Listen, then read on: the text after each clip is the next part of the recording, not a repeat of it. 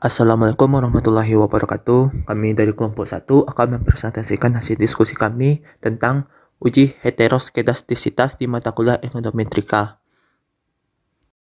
Sebelum masuk ke topik tentang uji heteroskedastisitas di mata kuliah ekonometrika, kami akan memperkenalkan anggota kelompok kami terlebih dahulu. Yang pertama, Pak Lino Fernandez, BP 171054-2008.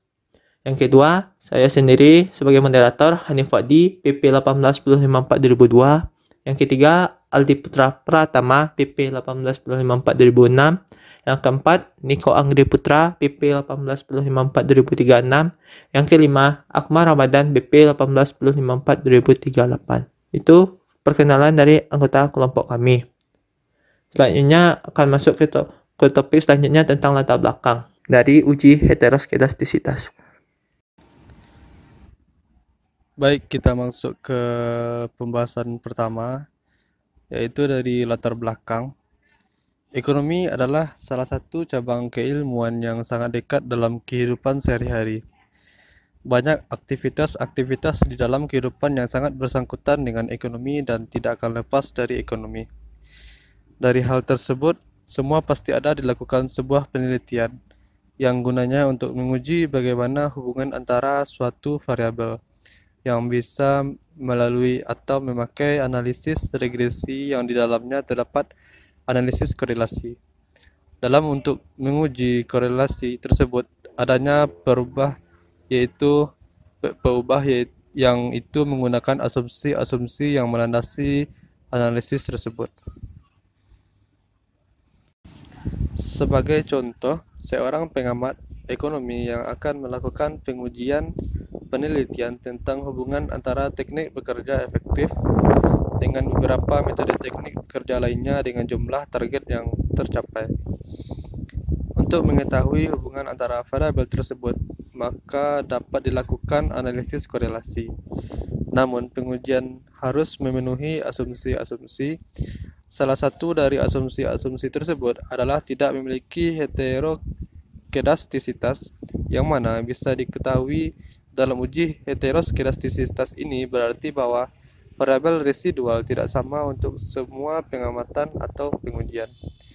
Untuk itu, variabel residual harus bersifat homogensi atau homoskedastisitas, sehingga dalam pendugaan model bisa lebih akurat atau tidak bias.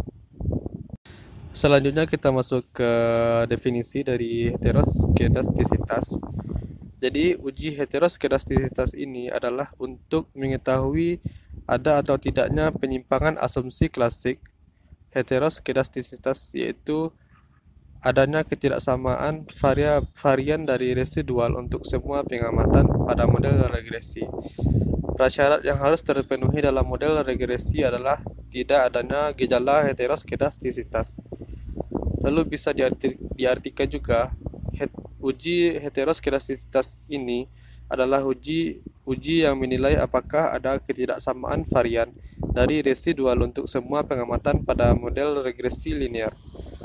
Uji ini merupakan salah satu dari uji asumsi klasik yang harus dilakukan pada regresi linear. Apabila asumsi heteroskedastisitas tidak terpenuhi, maka model regresi dinyatakan tidak valid sebagai alat peramalan. Di uji heteroskedastisitas ini ada beberapa jenis di dalamnya. Untuk mendeteksi ada tidaknya heteroskedastisitas dapat dilakukan dengan berbagai cara seperti yang pertama uji grafik, yang kedua uji part, yang ketiga uji Gleiser, yang keempat uji Spearman's rank correlation, dan yang kelima uji White menggunakan Lagrange multiplier. Masalah heteroskedastisitas lebih sering muncul dalam data cross-section daripada data time series, karena dalam data cross-section menunjukkan objek yang berbeda dan waktu yang berbeda pula. Antara objek yang satu dengan yang lainnya tidak saling berketerkaitan, begitu pula dengan hal waktu. Sedangkan data time series, antara observasi satu dengan yang lainnya saling mempunyai kaitan. Ada tren yang cenderung sama, sehingga varians residualnya juga cenderung sama. Di dalam uji heteroskedastisitas ini ada beberapa faktor di dalamnya. Yang pertama yaitu data cross-section. Seperti yang telah disebutkan sebelumnya, masalah heteroskedastisitas lazim dijumpai pada kasus data cross-section, yakni data individual atau data makro yang diamati pada satu titik waktu. Misalnya ketika data tingkat konsumsi dan pendapatan yang dikumpulkan dari sejumlah rumah tangga pada 2016 digunakan untuk mengestimasi fungsi konsumsi rumah tangga. Dalam kasus ini, masalah heteroskedastisitas sangat mungkin muncul karena variasi tingkat konsumsi pada rumah tangga berpendapatan rendah cenderung lebih rendah dibanding rumah tangga berpendapatan tinggi. Faktor yang kedua yaitu pencilan. Kehadiran pencilan atau outlier juga berpotensi memunculkan persoalan heteroskedastisitas.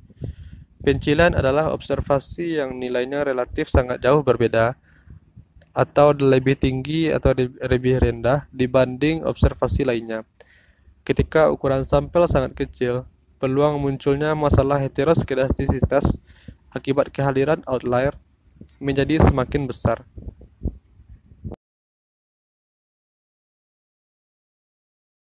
Dan faktor yang selanjutnya yaitu omit variabel.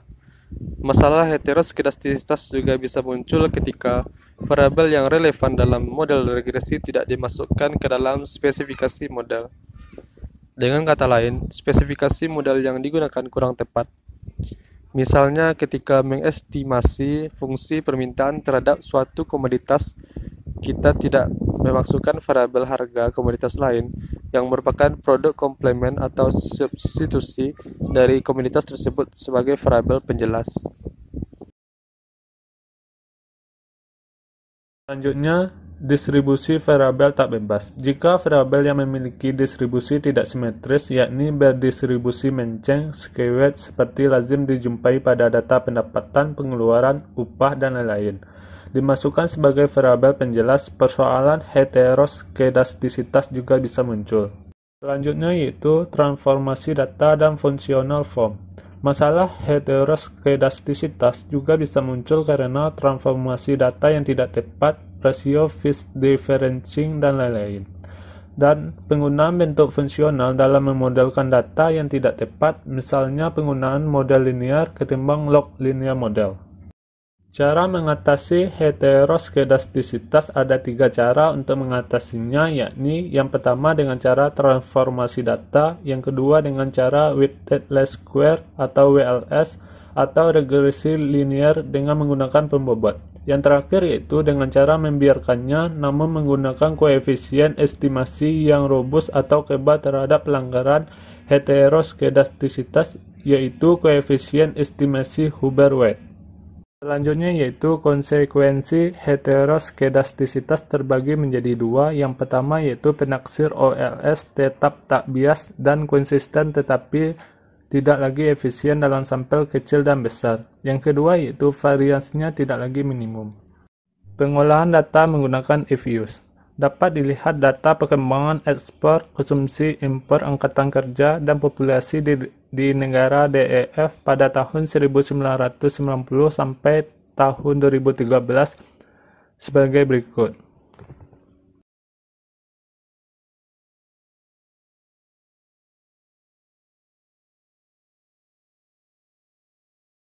Cara uji heteroskedastisitas sendiri yaitu menggunakan dengan uji Watt. Langkah-langkahnya sebagai berikut.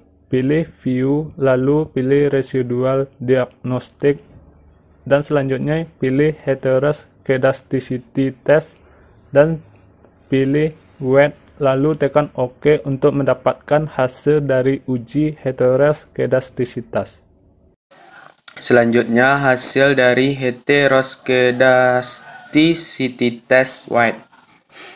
Karena nilai probability chi-square 14 0,0461 lebih kecil dari 0,05, maka dapat disimpulkan model di atas mengandung heteroskedastisitas. Dalam analisis regresi diperlukan suatu metode untuk menduga parameter agar memenuhi sifat BLEU, Best Linear unbiased estimator. Salah satu metode yang paling sering digunakan adalah ordinary least square atau OLS, atau sering disebut dengan metode kuadrat terkecil atau MKT. Salah satu asumsi klasik yang dipenuhi dalam estimasi OLS agar hasil estimasinya dapat diandalkan yaitu ragam sisaan homogeni I2 sama dengan homoskedastisitas. Pelanggaran terhadap asumsi homoskedastisitas disebut heteroskedastisitas, yang artinya galat bersifat tidak konstan. Perbaikan heteroskedastisitas dapat dilakukan melalui logaritma. Lakukan regresi, misalnya ls log IMP, C log cons, log X, log AK, dan log POP. Selanjutnya, hasil regresi sesudah diperbaiki, di mana dependen variabel sama dengan log IMP, metodenya least squares pada tanggal 1 September 2017, waktunya 5 menit 51 detik. Sampelnya dari tahun 1990 sampai 2014 dan include observationnya sebanyak 25. Di sini dapat dijelaskan variabel C, log cons, log X, log A, dan log POP. Terdapat koefisien standar error, T statistik, dan probability. R-square, adjusted R-square, SA of regression, sum square result, log likelihood, F statistik, dan prob F statistik. Mean dependent var, SD dependent var, IKK inform criterion, Schwarz criterion, Hannan-Quinn criterion, dan Darwin-Watson stat. Yang kedua, uji heteroskedastisitas dengan uji White. Pertama, pilih view, pilih residual diagnosis, kemudian pilih heteroskedasticity test, pilih White, selanjutnya pilih OK. Selanjutnya, hasil heteroskedastisitas setelah diperbaiki, di mana menggunakan metode heteroskedasticity test White, di mana di sini terdapat F statistik, ops R square, skelet SP need SS, probability F, probability C square, probability C square. Karena nilai probability C square 9 sebesar 0,065, lebih besar dari 0,05, maka dapat disimpulkan model di atas mengandung tidak heteroskedastisitas. Cara mengatasi heteroskedastisitas pada regresi dengan metode weighted least square. Pertama, menguji ada tidaknya heteroskedastisitas. Dapat juga digunakan uji Bresch-Pagan-Gottfried atau BPG. Kedua, hipotesis. Dalam hipotesis terdapat H0 dan H1. H0 tidak ada heteroskedastisitas, sedangkan H1 ada heteroskedastisitas. Hasil heteroskedasticity test Bresch-Pagan-Gottfried, di mana terdapat F statistik, ops R square, skelet explanation SS, probability F, probability C square, dan probability C square. Berdasarkan perhitungan dengan metode BPG, diperoleh bahwa H0 ditolak, yang artinya terdapat masalah heteroskedastisitas dalam model, sehingga diperlukan adanya perbaikan pada model agar tidak menyesatkan kesimpulan. Selanjutnya, persoalan heteroskedastisitas dapat ditangani dengan melakukan pembobotan suatu faktor yang tepat, kemudian menggunakan metode OLS terhadap data yang telah diboboti. Pemilihan terhadap suatu faktor untuk pembobotan tergantung bagaimana sisaan berkorelasi dengan X atau Y.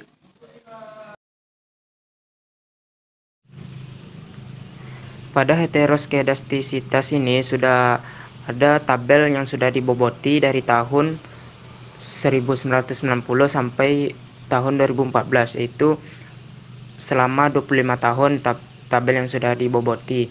Bisa kita lihat pada slide tersebut.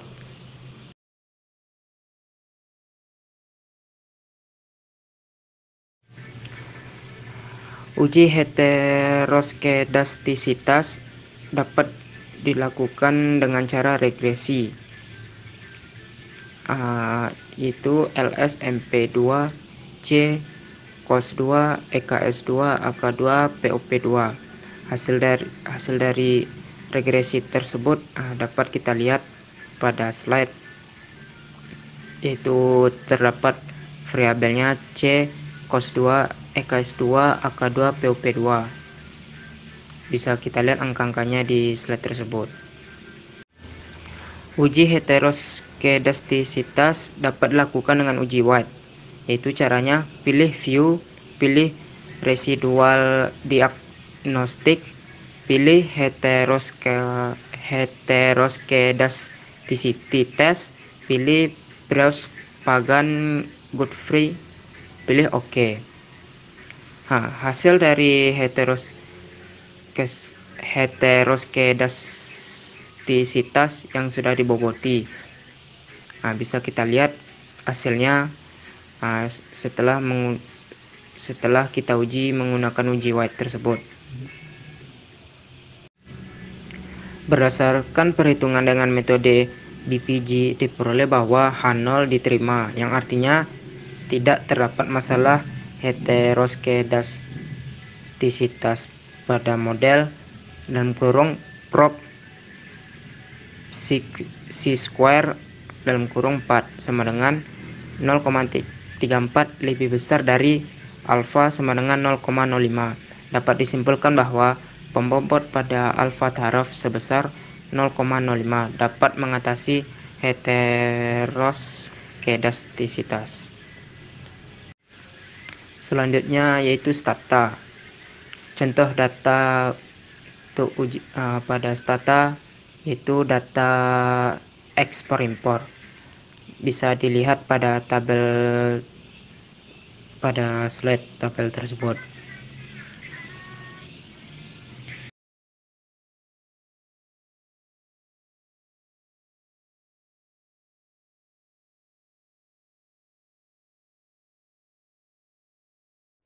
Saya Nifadi akan menjelaskan bagaimana cara pengolahan data dengan stata.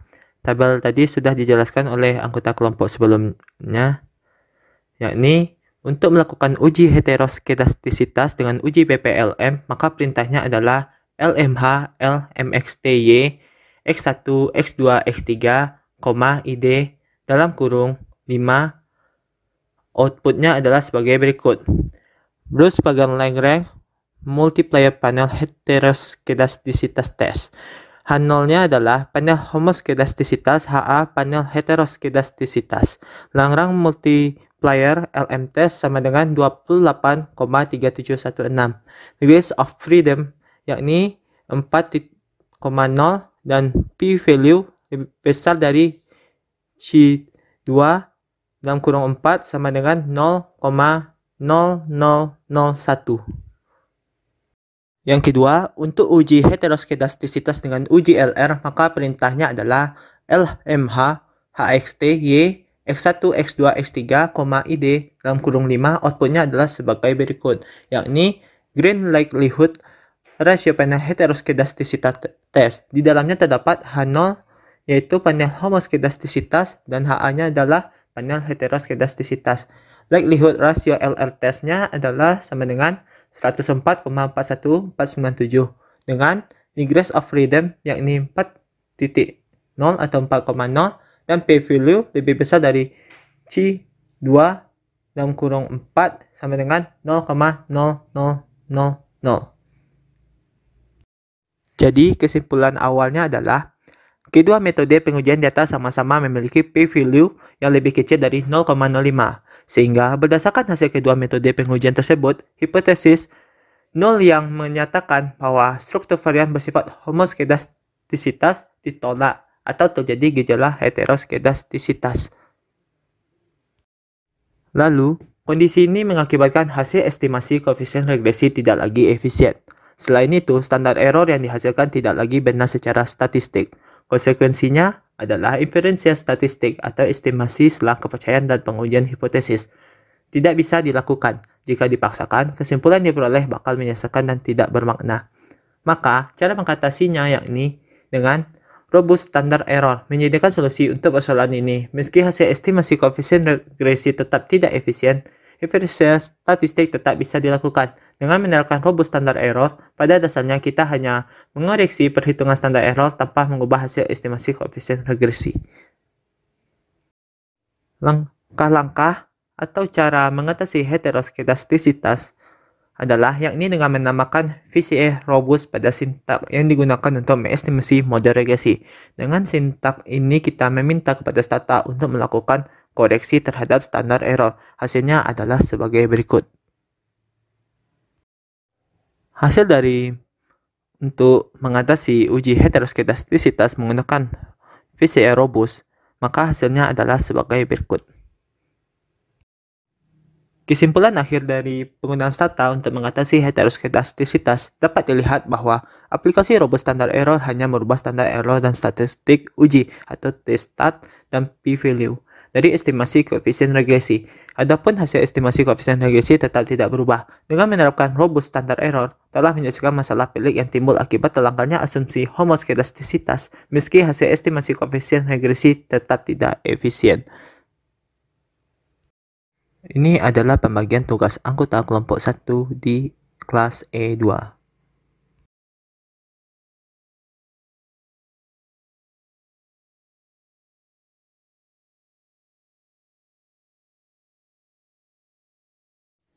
Sekian penjelasan dari kelompok kami, dan ini dari kelompok 1 tentang uji heteroskedastisitas di mata kuliah ekonometrika. Jika ada salah kata dari kelompok kami mohon maaf. Kami akhiri dengan wassalamualaikum warahmatullahi wabarakatuh.